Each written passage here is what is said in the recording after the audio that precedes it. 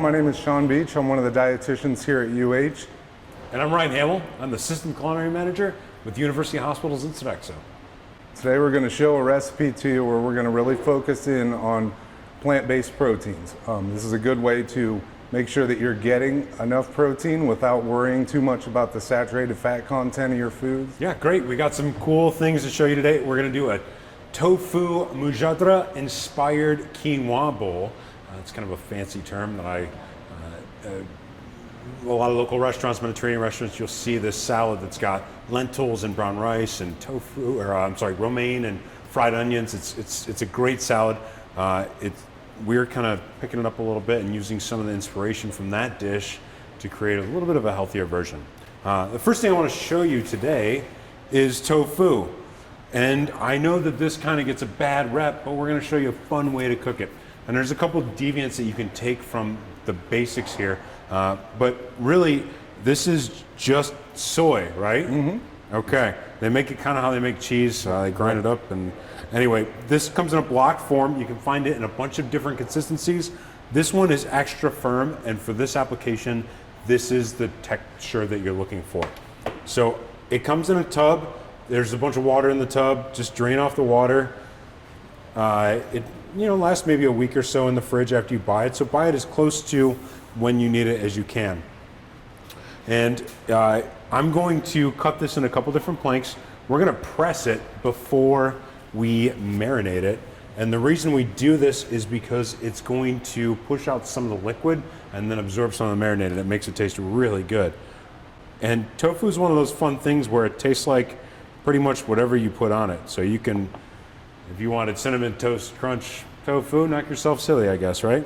We're gonna cut this in planks, very simple, and then lie it sideways on a couple of paper towels. I would not use terry cloth towels here, specifically paper towels, because they're super absorbent. And then we take a few more paper towels. They go right on top. And then I've got another sheet tray here. And then we'll weight this down with like a can, a couple cans, some chicken stock, a couple of cookbooks, whatever. It goes in the refrigerator for about 25-30 minutes, and then you come back out and it'll be, the paper towels will be soaking wet, get rid of those, and then we can cut it into cubes. So I'm gonna act like I took it to the fridge, and we're just gonna cut this into cubes really quick and show you what I mean. Sean, while I'm cutting this up, do you wanna talk a little bit about tofu? Okay, so a half cup of tofu has about 10 grams of protein in it. As a comparison, almost all meats have about 7 to 8 grams of protein per ounce. So this gets you pretty close. I have a nutritional concept that I work with just myself when I'm thinking about eating, and I call them bonus foods. Tofu is a classic example of that because this half cup serving of tofu has more calcium in it than a full cup of milk has, but then it's also getting a similar amount of protein as you'd be getting in a meat. So when we're trying to construct a diet and we have multiple boxes that we're trying to check off nutritionally, being able to have these foods that can kill two birds with one stone, like tofu with your calcium and your protein, the lentils we're gonna use with the fiber and the protein, and there's enough potassium in there to be comparable to a banana, etc. These types of items are perfect for being able to wedge a lot of nutrition into one meal. Great, thank you. So we've got the tofu cut into cubes, and we're going to marinate the tofu. And I've got something put together here. This is a little bit of soy sauce, some rice wine vinegar, a little bit of lemon juice, and some spices. I've got cinnamon, I've got coriander, I've got a little bit of cumin, and some granulated garlic. And these are some of the spices that we taste in those Mediterranean dishes, the mujadra bowl specifically. I hope that I'm saying that right. No Ryan's pronunciation of that, because when I introduced the recipe, bounced it off of him, when he said it like that a few minutes after I said it like I say it, I was kind of embarrassed. I should have let him go first all the way. My wife's got Syrian blood, so I've heard a lot of these terms and that I'm not familiar with, but even if you mispronounce it, it's not the end of the world, right? Right. So I've got the tofu in the marinade. This is gonna go anywhere from 2 to 4 hours to really have its effect. That goes in the refrigerator, and then we just take the marinade, drain it right off. And you kind of want to get all the liquid off because we're going to dredge this in a little bit of cornstarch, and we're going to bake it in the oven, get it nice and crispy. So I've got some cornstarch here. You could also just saute this up very simply in a pan on the stove. I did that a couple days ago, and it works out great. But for me, this is the best way because the cornstarch gives it kind of a couple layers of crunch, and it really gives this like in-depth. Yep. The cornstarch trick can also be used in an air fryer. I've air fried tofu chunks like this. It's really good for getting a little bit of crisp on them. It almost mimics that meat texture that that a lot of people are looking for when they do start using a few more plant-based proteins. It's hard to mimic that texture of meat with just beans and things like that. Getting a little bit of a crisp on these tofu cubes can really help with that. Yeah, and the soy sauce helps add a little bit of meatiness to the tofu that you don't normally get. All right, we've got a little pan spray here on a sheet pan. You kind of need a little bit of fat here. And then we're going to, cornstarch gets kind of messy, just a heads up. But we can take a little strainer and put it in another little bowl. And then we'll take our cubes out and put them right into the little strainer here. You can see I'm getting cornstarch everywhere. You should see when I make homemade marshmallows. Oh. But the cornstarch really coats nicely to the tofu. Potato starch works here too. The nice thing is it stays, if you're worried about gluten or whatever, it stays out. And then we'll give it a good shake. Get the excess. And you kind of want to get as much of that cornstarch off as you can. And then spread it out evenly on the sheet pan. I know, they look like sponges, right? Yep. We're going to hit it with a little more pan spray.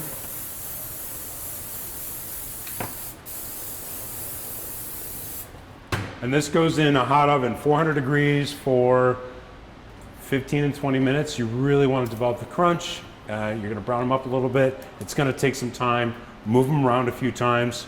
Use a spatula. We'll come back and visit those in a minute. We talked about some other sources of plant-based protein in this dish as well. And that's kind of the fun thing, is it's got a bunch of different components to it. You can pick and choose the ones that you like. If you don't want to make all of them, scale back. The next one I want to show you are lentils. And this is like one of my favorite little beans. You find them in a couple different shapes and sizes. These are actually green lentils. You can find French beluga lentils that are a little bit smaller, and they have a texture of like, they call them beluga lentils because they look like caviar. They're super tiny and they've got a nice little bite to them. You can find black lentils.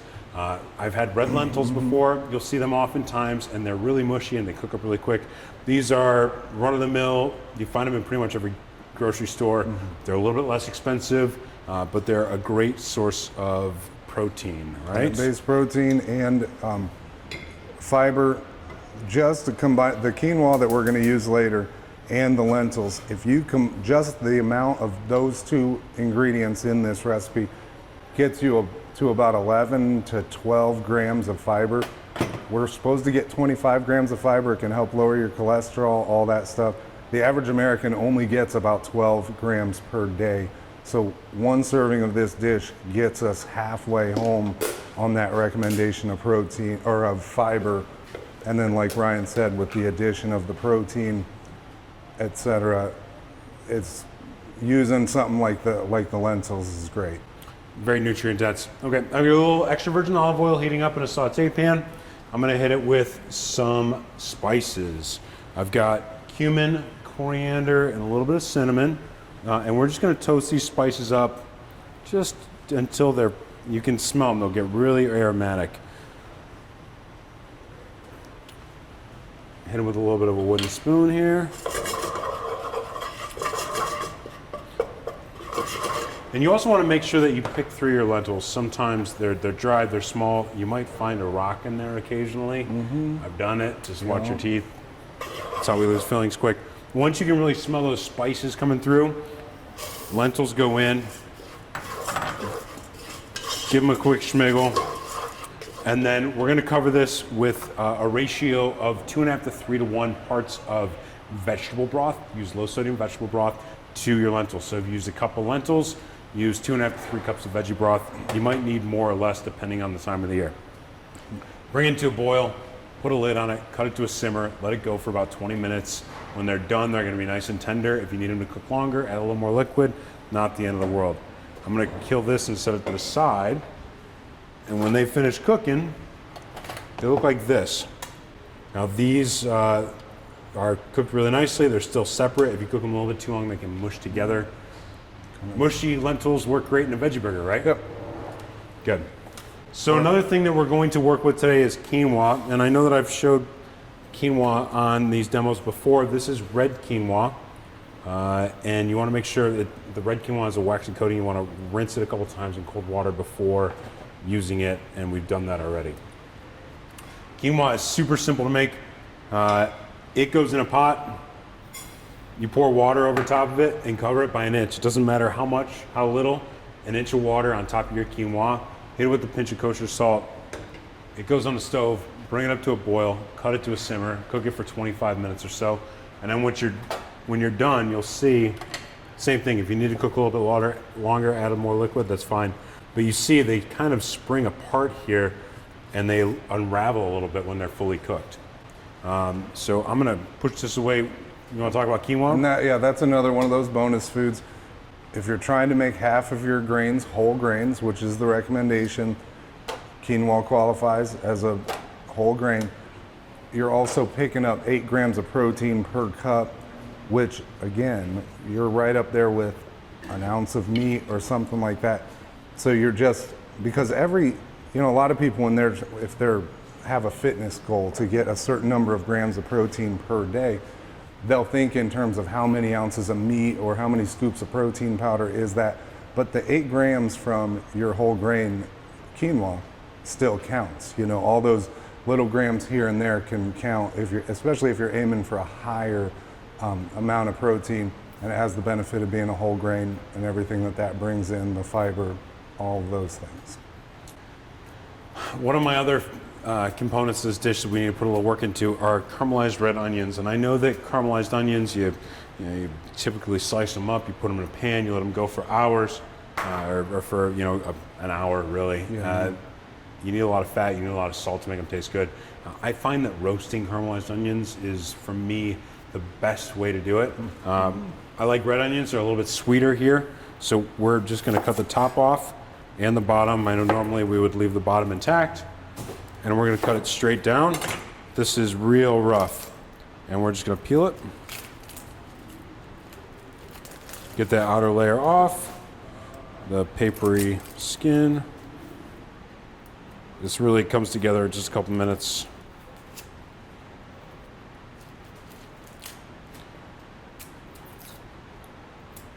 Normally. Good. And then I'm gonna keep these nice and big because I really like big chunks of red onion in my bowl. And then I'm gonna cut it like in thirds, long ways here. And then just cut real simple dice here. This goes in a bowl. A pinch of pepper, a pinch of salt, and about a tablespoon of extra virgin olive oil. Give it a good mix. Break those chunks up. Some are gonna have a little bit more layers attached, that's fine. It doesn't have to be perfect. The goal here is, now we're gonna put this in a hot oven. This is gonna go in with our tofu. And you wanna spread them out nice and even on the tray so that there's like gaps of sheet pan. That way the steam can escape. These are gonna get a little dark on the edges, nice and caramelized, but I only use about a tablespoon of fat. And now we don't have to babysit them. We just chuck them in the oven, give them about 10 minutes, stir them up, bring the outside to the inside, and push the inside out, and then give another 10 minutes again, and they should get nice and dark. Take a look at this tofu really quick.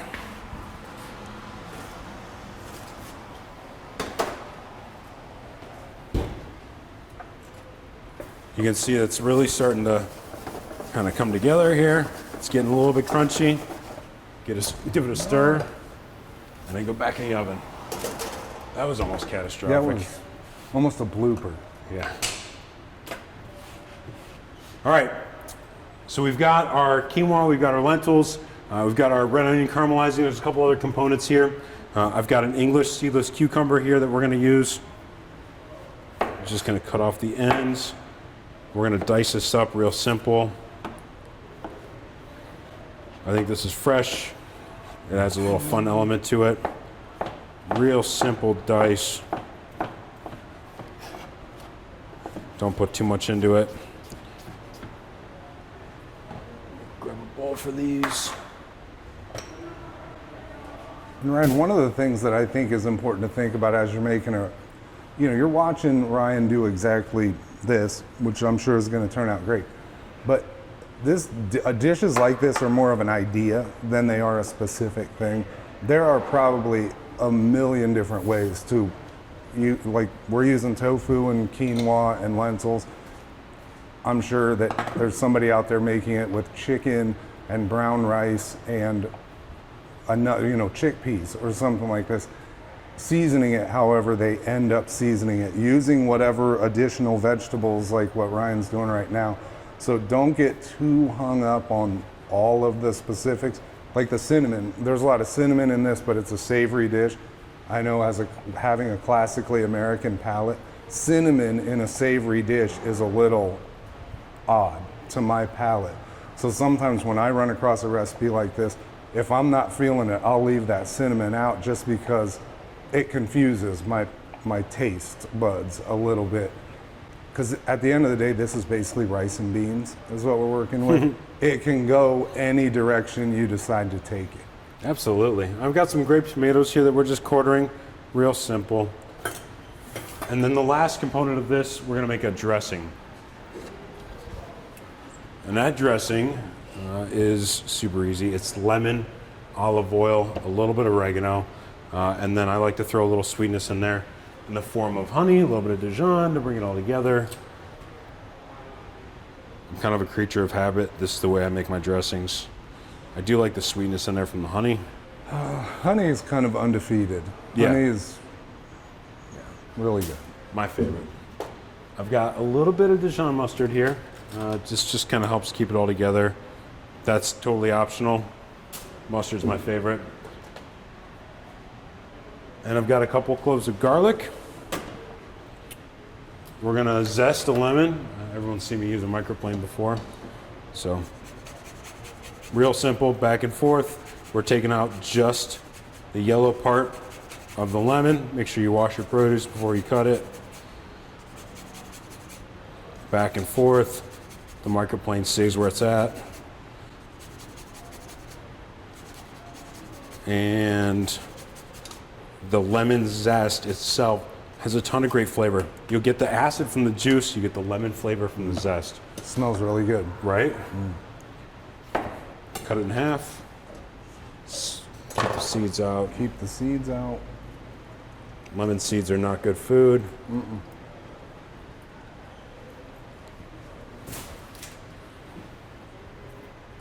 And then the next thing I'm going to throw in here is a little bit of fresh chopped oregano, and I've got some fresh herbs too.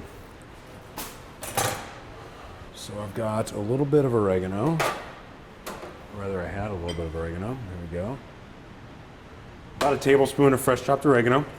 Take some garlic. The cloves are peeled already. I'm going to take 2 cloves, cut that root end off, give it a good pop, and then just smash it with the edge of the knife. You can smash it right into the cutting board. And then this gets super fine, super quick. Just using the edge to press it in. Like that. Takes seconds. That's about a teaspoon of garlic. How long do you think it would take me to perfect that technique? Not too long. You just Do take it your for time. the kids. Right? And why are you only putting 2 cloves of garlic in there? That's all I want in there right on. now. I know. A little bit of garlic, or a little bit of salt and pepper. And then we're gonna whisk all of this together. You could add more garlic here if you wanted to. You can. I was once told that you don't use a recipe to measure garlic. You measure that stuff with your heart. So. Yes. Yeah. So now I'm gonna stream in my extra virgin olive oil. A couple drops at a time. We're gonna use about a 2-to-1 ratio here. I want the acid bite to kind of really help this whole dish kind of brighten up a little bit. But really simple that comes together. Let me check it for seasoning here. Dead on. But you whisk it in and it all comes together, it emulsifies, everything stays nice and suspended. It's got a little bit of a garlicky bite to it. And then we will set that aside.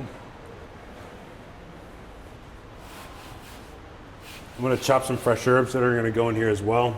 I've got some fresh Italian parsley, and I've got some fresh cilantro. So, real simple chiffonade here on the parsley and the cilantro. If you don't like cilantro, leave it out. And then we'll cut across it. Hold the tip to the cutting board. You want, it doesn't have to be pulverized. It's parsley. It's going to taste great in the dish. Yeah. Okay, good. So now we've got all of our components, and I know it's a lot of components here, but we're going to put this whole thing together. And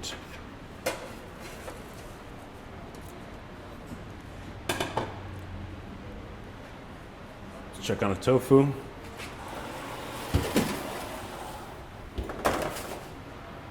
You can see it's starting to get it nice and crunchy. We'll give it just another minute here. Starting to brown up a little bit on the sides. We'll flip them over. Oh yeah, that's getting good. Oh yeah. Yeah, use a hot oven too. If you can do this in 350, it's going to take forever. But I got this thing cranked up about 450. It's on convection. And don't leave the oven door open while you're turning it, because that'll let all the heat out. You got to restart the whole process when you go back in. Pull it out, close the door, do what you got to do, and it goes back in. And here's those onions too. You can see those are starting to darken up a little bit. They smell great. They're sizzling. Put those back in for a few more minutes. All right, we've got the tofu cooked. We're gonna pull this whole dish together.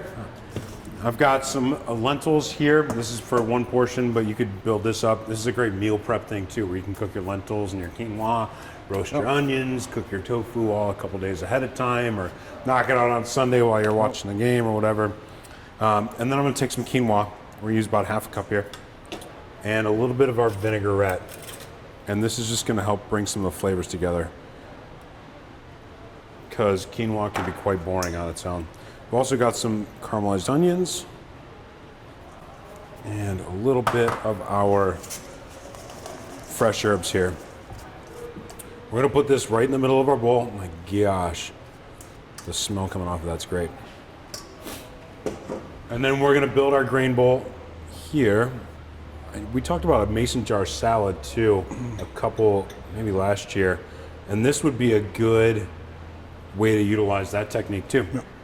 Colors. Yeah. It's really nice. And then I've got some caramelized onions. Those are going to go on top. These are walnuts that have just been toasted in the oven for just a couple minutes. They're the whole ones. You can buy pieces or whatever. But after you toast them for a couple minutes, they crumble up really nicely. And we're just going to sprinkle those on top. That mimics the crunch that you might get from the fried onion without adding anything fried in there. And then we're going to take a little bit of our vinaigrette, and we're going to dress up this is some baby lettuce mix here.